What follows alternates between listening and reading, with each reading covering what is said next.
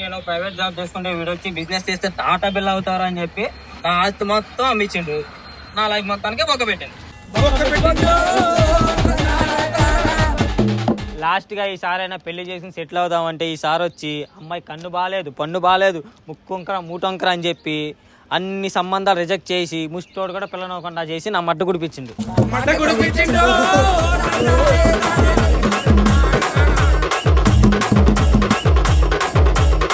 అందువలన ఈ హోలీ దినమున తెలియజేయనది ఏమనగా, ఆనాడు విష్ణుమూర్తి హోలికను చంపి ప్రహ్లాదుని కాపాడినట్టుగా ఈ రోజు నా సావాసిగాన్ని చంపి నా ఫ్యూచర్ ని కాపాడుకుంటాను.